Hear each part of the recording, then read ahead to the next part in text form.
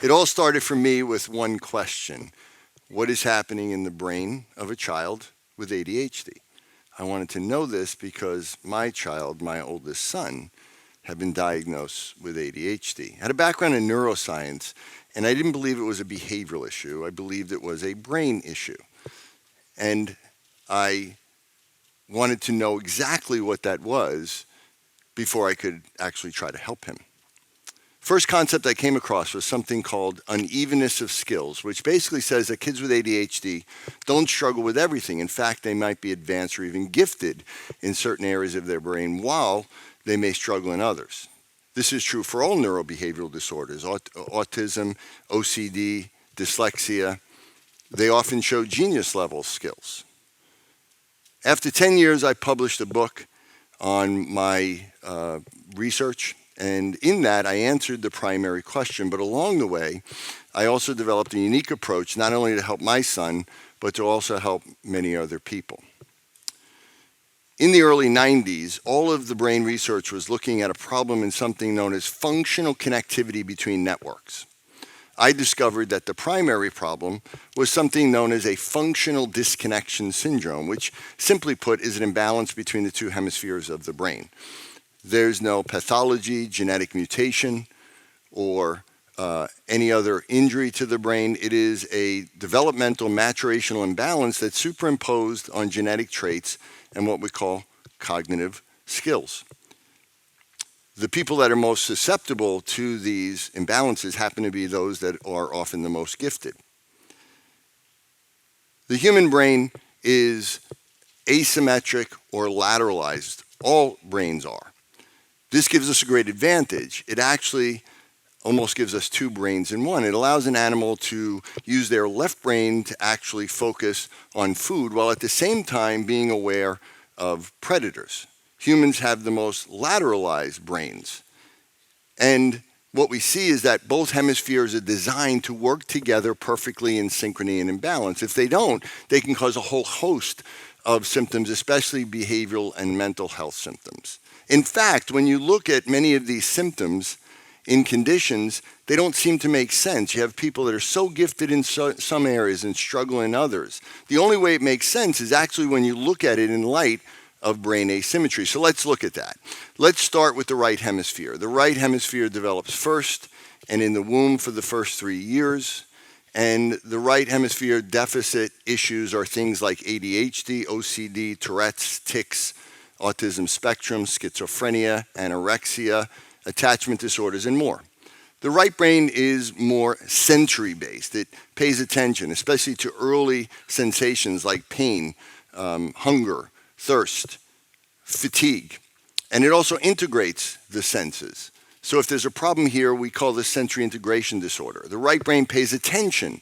And so any attention deficits, as in ADHD, are usually related to a right hemisphere delay. The right hemisphere looks at the big picture. It looks at the context. It sees everything all together. And it also controls the big muscles of early development, posture, what we call proprioception. If we have a delay here, this is kids that have problems with early motor development. They may be clumsy, awkward, have poor balance, low muscle tone, and what we call discoordination disorder. The right hemisphere is the nonverbal side of the brain. It communicates through nonverbal communication. That means the ability to read somebody's facial expression, body posture, tone of voice, and to be able to communicate without words and know what they're thinking and what they're feeling. This is related to the social brain, or the right brain's socialization skills, the ability to connect with other people. And any problem with socialization is really a problem with nonverbal communication and right hemisphere development. This is also because the right brain is embodied. It connects to our body. We become self-aware. We get what we call body ownership in the right brain. And this is intuition. This is gut feelings. But it's also being connected to our own feelings and our own body so we can empathize with somebody else's feelings. If we don't feel a feeling, we can't even conceive of somebody having that feeling, much less be able to understand it. This is all about eye contact. This is what eye contact is about. When someone doesn't have eye contact, this is because they don't have nonverbal communication and they're not getting this. The right brain is about attachment. In humans, one of the keys to survival is to attach, first to our parents and then to other people. Ancient humans could not survive alone. So this is really life or death. Forming relationships with other people is an innate drive that's in us all. And if a child doesn't have that drive to go out and connect with other children, it really is a right hemisphere delay, and that's what's producing it. The right hemisphere is withdrawal behavior. It is what stops us. It's the brake of the brain. It stops us from doing things that are potentially dangerous or things that are risky. If we have too much of that fear, then this can lead to anxiety. Too little, and we have very, very risky behavior. We have the right brain liking what we call novelty, meaning the right brain doesn't like to do routines. It likes to do new things, create new ideas. This is the creative ideas or art or music that we see. But it also doesn't like to do the same thing over and over. So it stops us from doing repetitive behaviors, things like OCD, tics, stims, hyperactivity. It stops those things. The right brain is also about emotions, but what we call negative emotions, withdrawal emotions, fear, sadness, too much fear and sadness, and this is anxiety and depression. And we see that there's also the emotional intelligence in the right brain, so that we have a sense of consciousness, conscience, morality, what is right, what is wrong. And this is shame, guilt, embarrassment. Some people don't have any shame or guilt or embarrassment or really understand right or wrong. This is sociopaths or psychopaths. Some people feel too much shame and guilt, and they're overwhelmed along with sadness, and this is major depressive disorder. The right brain does what we call reality testing. It says this is real or it's not. If we lose touch with reality, that's psychosis, hallucinations, delusions, schizophrenia. The right brain learns through implicit memory, subconsciously. We don't remember most of what we learn, or we don't know that we learn it with the right brain, especially in the first 3 years of development, which is when we're learning social skills and nonverbal communication. So if someone doesn't learn that, they don't know they don't learn it, and they don't realize that other people do learn it. So if they can't get along with other people or other people can't connect with them, they don't understand it, and it can be very hurtful. And this is the way a lot of people on the autism spectrum feel all the time, and it's not their fault. The right brain is about big picture skills, reading comprehension, the main idea. We have some kids that can actually read before the age of 2. That's called hyperlexia, and you only see it in autism. And yet, when they get older, they can't comprehend what they read because they can't put it all together into the big picture. The right brain is about gut regulation. We digest our food. We absorb our food. The parasympathetic nervous system, the rest and digest system, allows us to feel safe and allows us to sleep. If we have a right hemisphere delay, we have problems with gut digestion.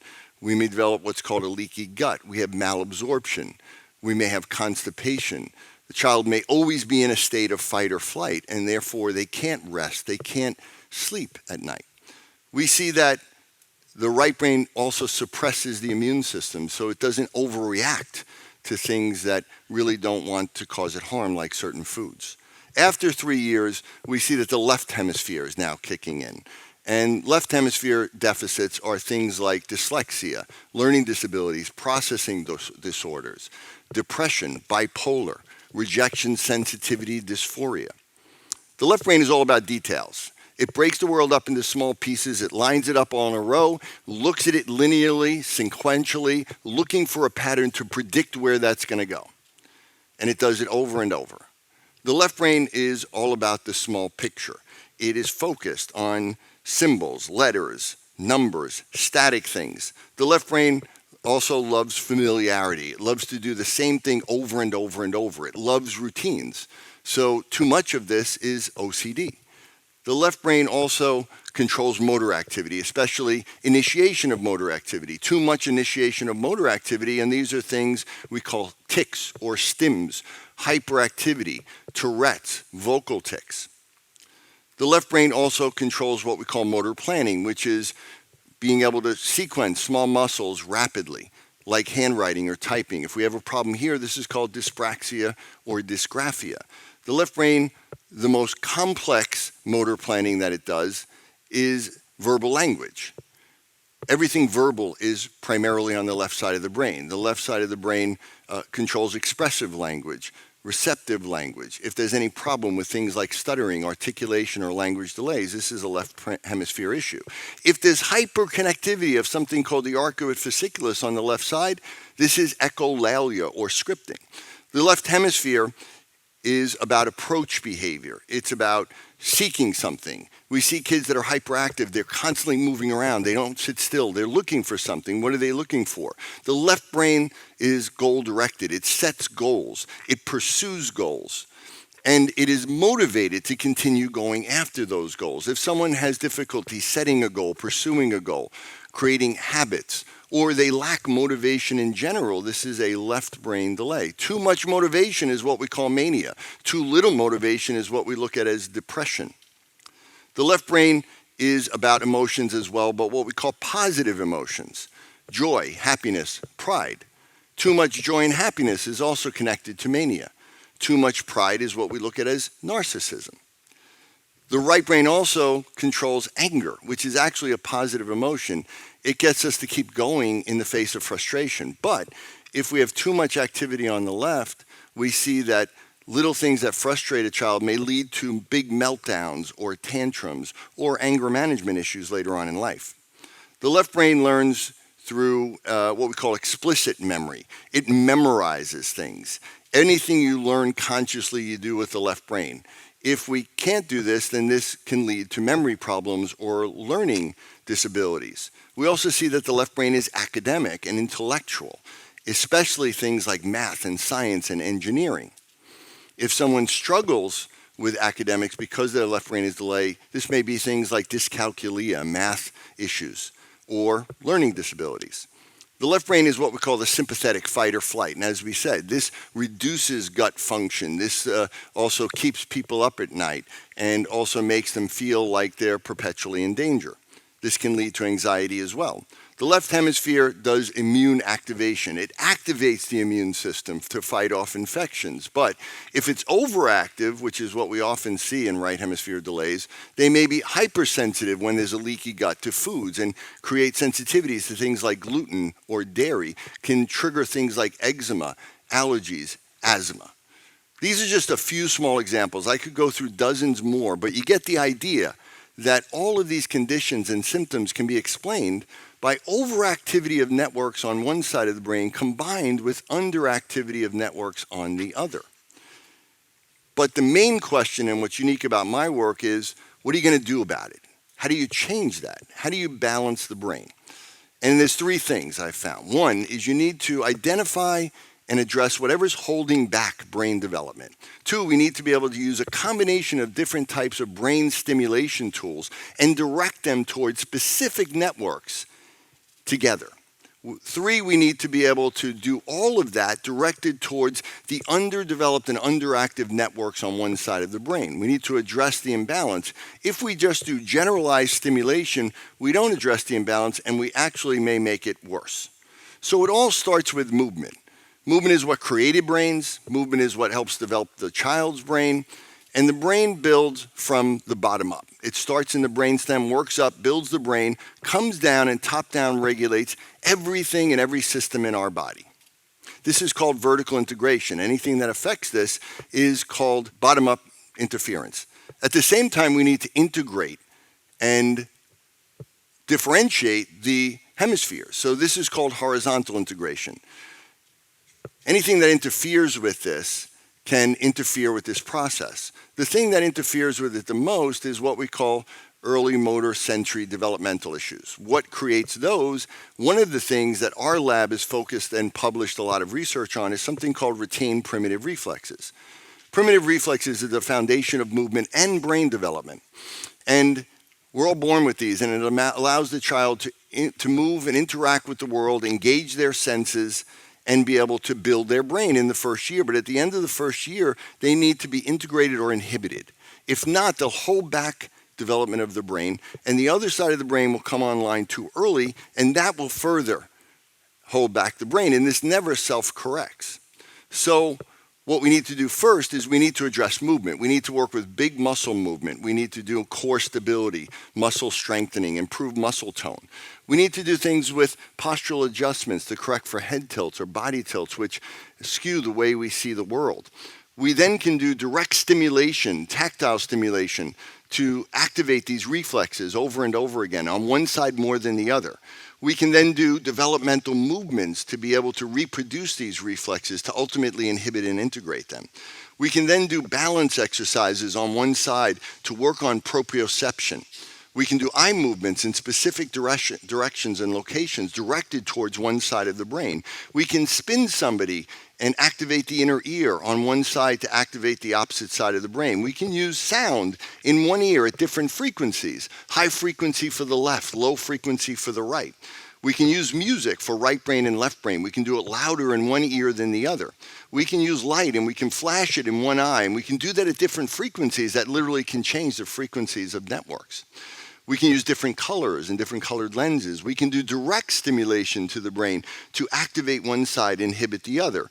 We can block a hemifield of vision, so only allowing vision to get into one side of the brain. We can do smell in one nostril or the other, right brain smells and left brain smells. We can do things called rhythmic training or metronome training to help synchronize and coordinate both sides of the body, which helps coordinate and synchronize networks in the brain.